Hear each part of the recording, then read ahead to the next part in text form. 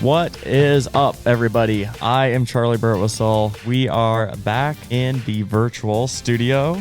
Once again, Zach joining us live from Arizona. Zach, how's the weather down there?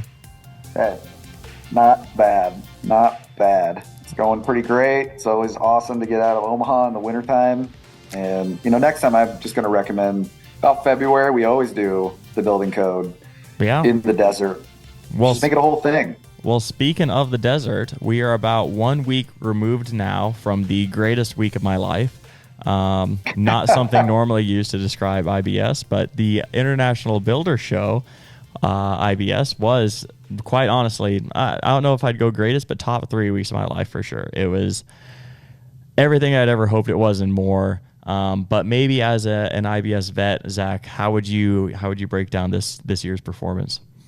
Well, first off, we finally delivered on a trip for one Charley Burtwhistle. Yes. To get him out of the office, to get him out there to see our customers. He was rocking it in the greatest booth of all time. The marketing team deserves the biggest shout out. I heard constantly rave reviews from our customers, from our internal teams, how much time and effort it took. But, customers consistently were telling us, this is just dominating the rest of the competition. So if you're ever at IBS, I always recommend come and talk with us, because we get to talk to you about what's happening with your Buildertrend account and what we're bringing to you guys out in the field. And it's always just so rejuvenating to really talk to everybody and just really double down on what makes Buildertrend so great, which is our relationships. And you and I see that all the time on the building code. We get to talk to some of the most incredible people, and that's no different. So yeah, I'm still kind of riding the wave of the IBS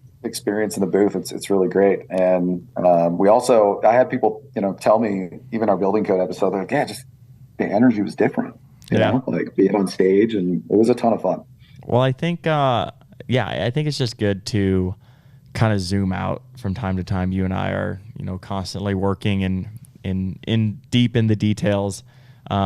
It's tough to kind of zoom out oftentimes and appreciate everything that Buildertrend's done and the industry has done and everything that our customers are doing. And it's cool to see some of the people that we've talked virtually in person, including one of our favorite people and the guest of today's podcast. Zach, who do we have? That's right. Our very own building code alum, Piper Stromatt. And we actually saw her down at IBS, and actually at the time didn't realize she was going to be on the episode, or on an episode again. So I'm super excited. I walked in to work this morning to shoot the episode. I was like, oh, Piper's going to be on. Here we go. Yeah.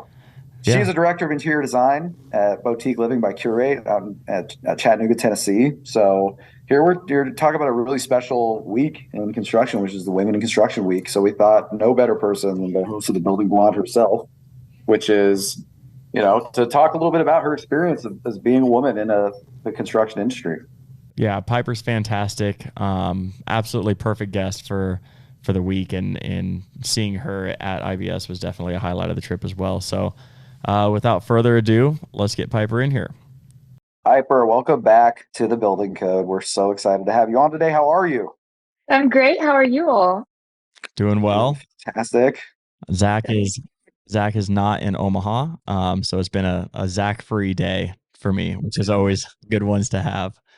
What is that like? Oh my gosh.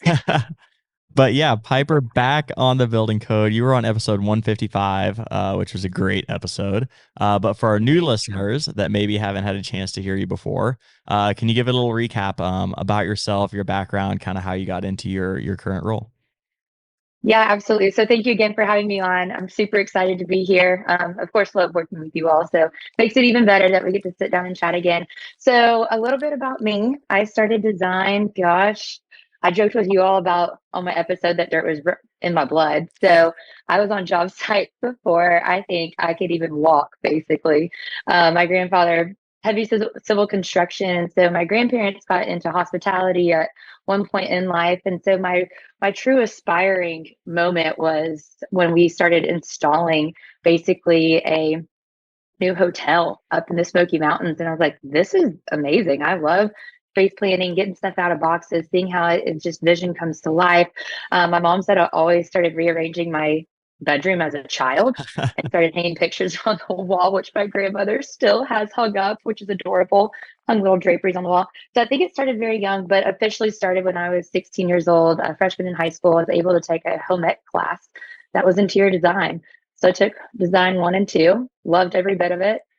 Decided to take it my senior year again, and then declare my major right out of school at UTC and declare my major of interior design. So that's how I kind of got started. There's a lot of, along the way, a lot of support that were women actually. So that's something that I hold very dear to my heart, and definitely starting at a young age, I think really helped form my career. Well, and that's why we brought you on today. You obviously host your own podcast, The Building Blonde. You're a woman in construction. Obviously, the industry is predominantly male. So, we wanted to kind of get your perspective during Women in Construction Week. Kind of, what's your experience like, and talk a little bit more about those mentors who maybe showed you the ropes. Absolutely. So, like I mentioned, I started taking the swim ec classes when I was 16 years old, and I had a teacher. Her name was Jenny Sharp. Her daughter-in-law was actually in school at UTK, which is UTK Knoxville. I'm born and raised from Knoxville, so she was really one person that really shaped having freedom and liberty of design and freedom of knowledge, and just really supported me all the way even through college, just kind of as my cheerleader. My mom is a huge impact of, I think she was always visual. She was always redecorating and working with designers. My grandmother was absolutely incredible when it came into this, just really stood behind me at all aspects of life when it came into really, what do you want to do? Who's the person that you want to be?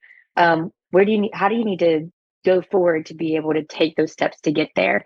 So, and she's also one of the top 400 businesswomen in the US for civil construction. So construction is in our blood as well, as massively run through our family. So I think those were the key leaders in my life that were all women, fortunately. And then I had my partner, Paul, who was a big leader today and giving me a chance as being a woman in construction, very young, ripe age of 22. So those are some of the people that were really formed who I am today. That's awesome. I love the more and more we talk to you, we've met a few different times now. I feel like every time you have another story of another family member who is just incredible at construction, you just kind of keep pulling them out of the hat there. So that's really cool to hear. And I agree, the posters or decorations still hanging on the wall at your grandma's house is one of the cutest things I've heard. I literally cried. She goes, "Let me show you what I have." And it was Christmas. I walked upstairs and I literally just went like this, and just tears started coming down. I was like, "Oh my gosh, this was from when I was 6."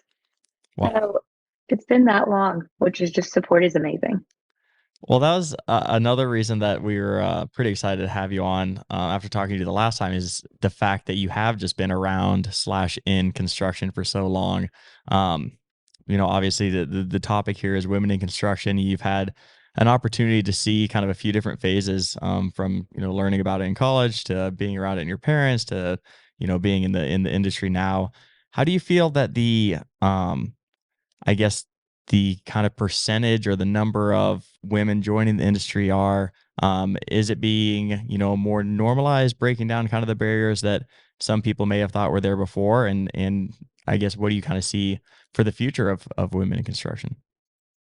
Yeah, absolutely. And I love this question. And I get this, I've had it once before, and I love answering it because being y'all keep on saying you get kind of tidbits every time that we talk. And one thing is, I'm trying to break down the barrier of designers correlating with each other across all aspects of design in construction, because it can be very competitive, and it can be very knockdown drag out sometimes when it comes into projects and taking design. And that's something that is very important to me, is just very incorporating all of the women in Chattanooga to really work together, to be friends, to keep moving forward, and to really bounce ideas off of each other whenever we need help too. So I started a small business building group that's basically all women. It's called Women in Building Chattanooga. And that's something that I've really tried to encourage, and I've tried to break down the barriers. And I think it's becoming even more popular. When I first started, our company has always been primarily women, which is amazing. But I think that since I've started, it has just flourished in so many different ways. You're seeing twice as many women project managers in the field, reps, plumbing, civil, um, electricians. I walked on the job and I was like, heck yeah, I'm super excited to see this. I think it's just really flourishing in a lot of ways because people now think it's not just a manly dominated world and that you can be respected, you can do big things, and you can walk on a job site and somebody come to you for help rather than you always having to ask for help or not being taken seriously on site. I have fortunately been taken more seriously on site since I've started. So that's not one thing that I've ran into, but I know a lot of women do. Yeah, it's really interesting in my own experience working with Buildertrend customers. I would go, like when I first started, I didn't feel like I talked to that many women. This was about 5, 6 years ago. And as my career has gone on, almost every business I have gone to or talked to, they almost have a few core pieces that run the business that are women. And so it's not even just like the performance of the labor, but it's also even the back end administration. I've worked with all women-owned construction companies now, and so you're seeing this kind of influx of opportunity on a lot of like awesome pieces of the construction industry, not even just like people think building homes, but actually like the business operation side. Absolutely. And that's something that I find great value in because primarily women can multitask a little bit easier sometimes. Yeah, I wanted to say like nothing like talking about women in construction with two dudes who probably are like black, white. Yeah. Like follow the question. Sorry to cut you off. That was like initially I was like, oh, here we go. The first thing I thought too. Yeah. Yes. So that's one thing is we have to juggle a lot of balls in life, no matter what it is. Whether it be kids, family, schedules. We're typically women are a little bit more adaptable to the go with the flow, kind of what needs to happen now. So that's why I think that at least in our company, it works really well for our estimating team to be primarily women, our purchasing team, back end to design admin, design. Of course, I'm going to support anybody being in design, anybody being in those positions, but it primarily to celebrate women in construction. It does take a lot of those attributes that women do bring to the project. So it works well for us, and I'm going to keep on letting it work well as long as we can. Absolutely. And I think the coolest thing that you've said up to this point is the fact that you started or you're a part of the Women in Chattanooga construction. What do you call it? Meetup group me? Yeah, it's a Facebook group. We started it in 2020. Schedules are hard. People have kids. After work is never easy, and during the day is mayhem. So we've not been really able to get it together, but we're trying to get an all-women build going on one of the sites where it's an all-women team from lending all the way down to closing. It'd just be women to work on the project. So that's one thing that's going to be coming here soon. You are the first ones to really hear about it. Wow. That's going to be doing it with me. So hopefully this group will come in strong for me. Absolutely. Well, I appreciate you giving us the exclusive. I think that's the first one we've ever got on the building code. Breaking. We just got the scoop. Wow. Yeah, we got the scoop.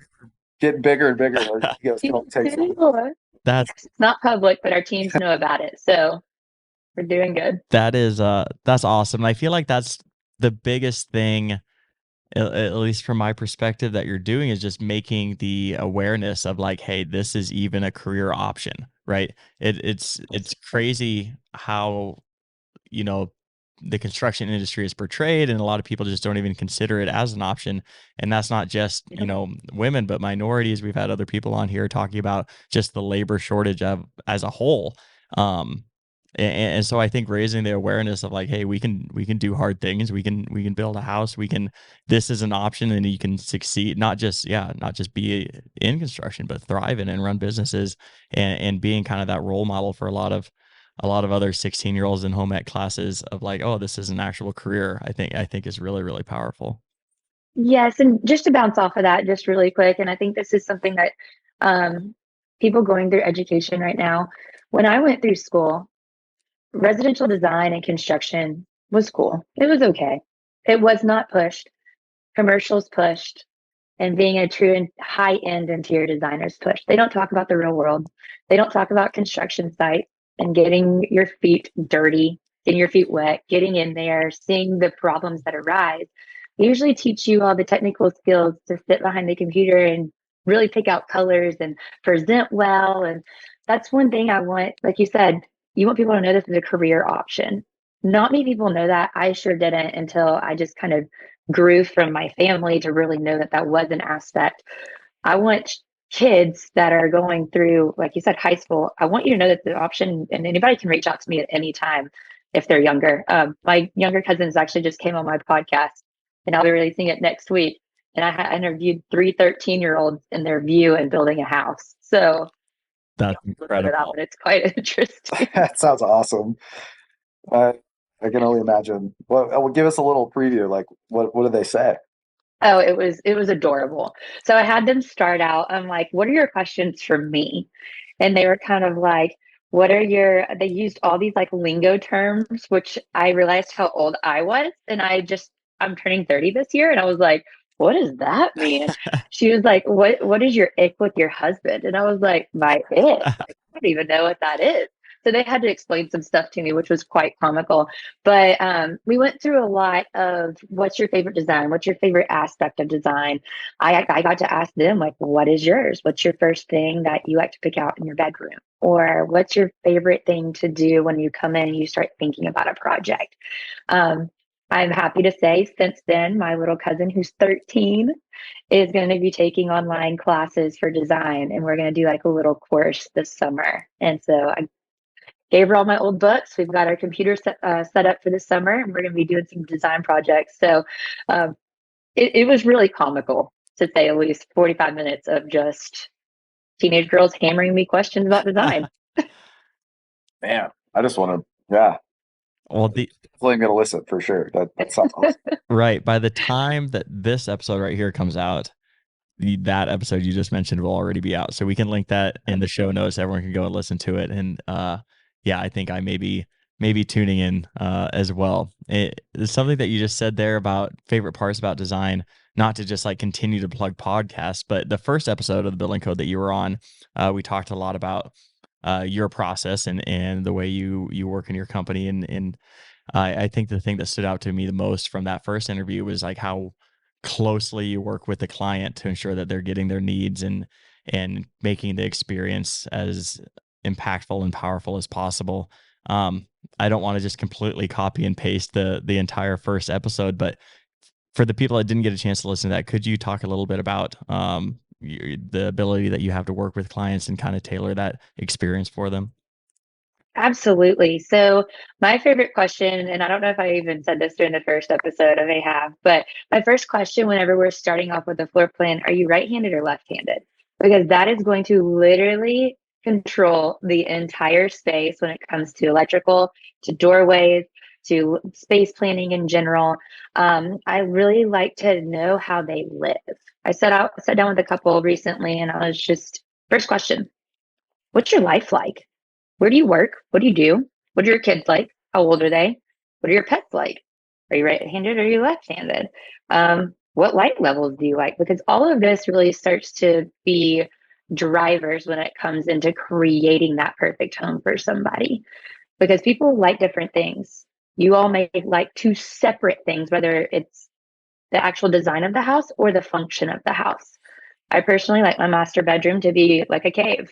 And so some people want it the lightest and brightest thing. Some people want it nice and cozy and warm and fuzzy. So that's some things that I really get to really dig down deep into with people. And then I also take into consideration your height. Are you going to grow in the house? Are you going to grow a family in the house? Are you going to age in place?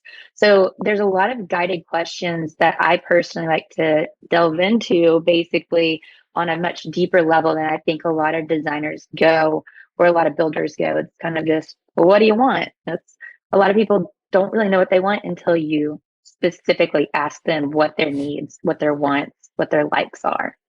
So I hope that kind of answers it. That's incredible. I would have never even again, total guy over here. Does it look good? I don't know. Definitely is underrated. So, I'm interested. You're director of interior design. Your partner at Boutique Living by Curate. You were probably involved in the business strategy side and kind of the planning. I mean, do you guys actively look for women and find ways to bring women into your business? I mean, talk to me about that process. Yes, we naturally, I think, attract women, which Yep. is amazing. My ladies that work with us, the talent is absolutely incredible. I'm at loss for words sometimes. I'm like, how in the heck did I end up with all of this amazing talent that we have that we attracted? Uh, of course, the project management side is very heavily dominant in male still. I love that aspect because a lot of women aren't great with controversy in the field or going up to a male figure and saying, I need you to do this. So I think naturally it comes to us just because we portray that we support women, that we really love them in the industry. We support everybody, but I think that's definitely one key is just that we constantly hype up everybody in our business to where we attract people who want to be a part of our business, not only for what we create, not because of the locations that we build or the price points we build. It's mainly because of the people that we decide to involve ourselves with.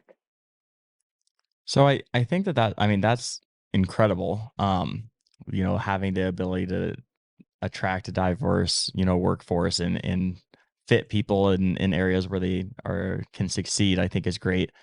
And I don't want to toss an umbrella across the entire industry, but maybe if somebody is listening to this episode, or there are people that are curious of like, hey, we don't have any women at our company and all male, how do I go out and promote, maybe that's not an environment that's as attractive and women are actively going out and trying to apply for it. How do they kind of break into hiring a more diverse workforce, and what are some things that you'd kind of recommend for someone wanting to potentially better their business in that way?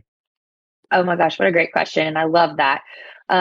There's quite a few builders that I've seen that are like, we can do it better. We've been doing this for 30 years and we don't need anybody's help. And it's like the moment that you do help them, like, oh wow, okay. Can you do this other thing for me and this other thing and this other thing?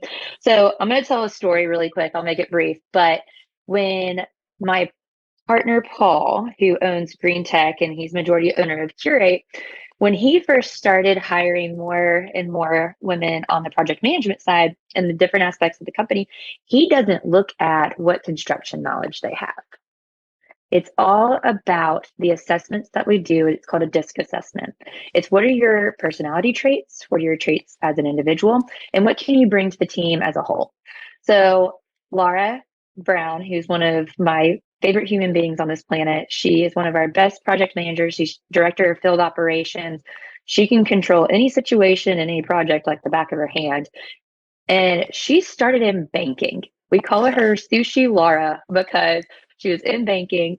My partner Paul named her Sushi Laura because he would go to the bank and beg her to come work for him because he's like, you are headstrong, you can do this job, you can do this, you can manage all these things, and your attention to detail is incredible. Would you want to come work for us? They went out to Sushi and he put her in front of Sushi Laura and they decided to come work for us. And I remember to a T, she walked into the office and she said, Paul, what's a footer? And I remember just looking and I was like, what? Like, Wait a second. hold on. Is this going to work? And I'm telling you, she's the most incredible human being that I know. She just beat breast cancer's butt to a T, worked all Let's the way go. through. And I don't know if you can cuss on this, but I was about to say the A word. But she literally couldn't do a better job while battling breast cancer at the same time. And I can't brag on her enough. She's brought her best friend Cindy, who is in banking too. She is our CFO, and she brought her to the team. She's brought numerous other trades to the team, which are incredible. So I can't thank her enough. And then Kim Cobb, who is on our sister company, Green Tech, she's been in the industry for over 30 years, and she leads about 18 project managers and is impeccable as well. So I think no matter what you do, you can always have a background in it if you have the opportunity and you have the drive to learn and the drive to succeed in something. So I think that's my take on it, at least. That's awesome. I love I love talking to builders about their hiring strategy. It comes up a lot when we're interviewing people. Yeah, And you said sure. it perfectly, which is like construction takes a variety of skills to do well. And if you have been doing something the same way 30 years, you can always improve and find new ways to kind of always grow as a business. And you have all these other people outside of construction coming in, like women, who are bringing these new sets of skills and perspectives and experience and background. And it's it's funny. I'm actually at my mom's house right now, who is in banking. And, so your story really resonates with me. She's very similar. Like, banking is also not really a female heavy industry. And she's done really well with a lot of those same kind of like almost a chip on her shoulder. Like, I'm going to prove these guys wrong. Right. And, it serves them so well. And I think we'll continue to see that happen in the construction industry as more and more people kind of continue to see the opportunities there.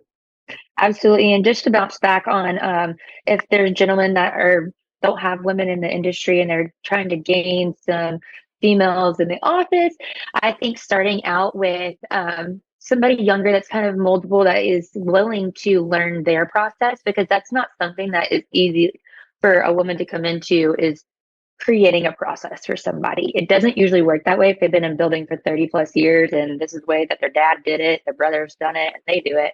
I think the best thing is, if you're wanting to delve into that, I think you should definitely start at somewhere that's small and really start to think about how you could help those individuals, but really learn from them and then take what you could bring to the table to help them, not control the situation or dominate the situation. It's probably not going to go so well if somebody does that. Yeah, I love that advice, and I think that the thing that sticks out to me, and we kind of keep hearing it on episodes, is just everyone's background is so different. And I don't construction is just such a cool industry and such a cool space where you can be a banker, or you can be we have people that got their MBAs. We just talked to someone who was in the Air Force, and there's just so many different backgrounds that make the industry and the community such a cool space to be a part of, at least kind of on the edge, like Zach and I are. We just get to talk to cool people all the time. So yeah, that's fantastic, and huge shout out, Laura, for sure. Well, Piper, I think we're coming up on our time, unfortunately. I always tell people at the end of the episode, you're always welcome to come back. And I'm saying it publicly on the recording just to force our team to actually commit to it. They can't edit this part out. Won't let them. Before we let you go, we just want a $1,000 question. Why should other women consider careers in construction? It will give you so much in return that you will never even be able to even fathom.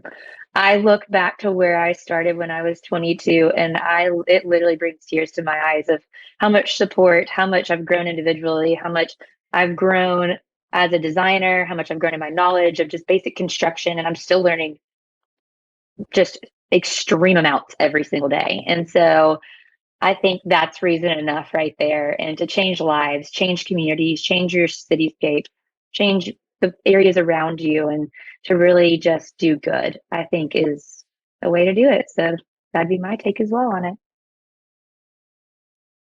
Love it. Well, we certainly, can't speak for it. So thank you so much for coming on for us today. You're a friend of Building Code.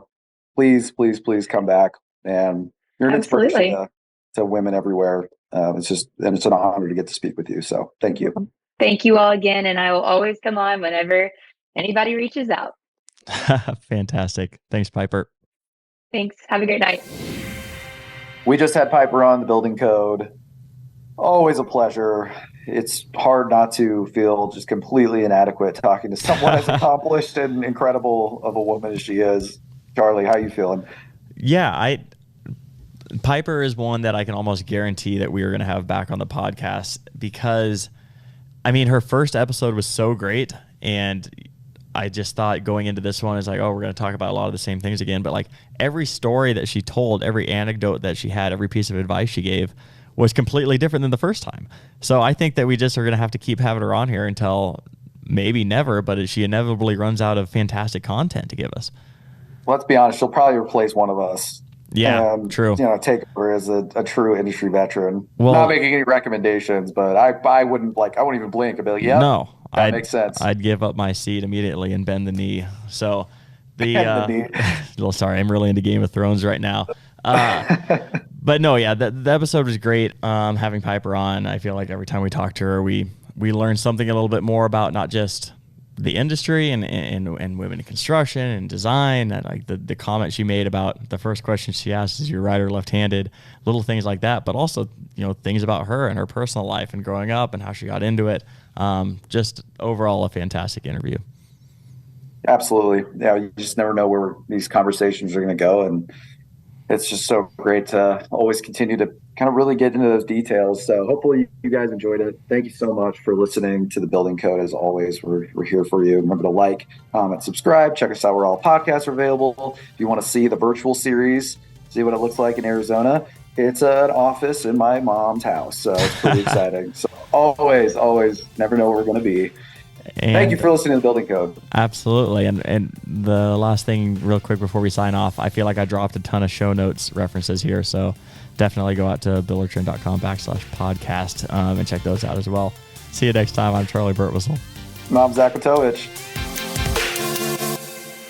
Thanks for watching the video. Remember to subscribe to our YouTube channel for exclusive content brought to you by Buildertrend.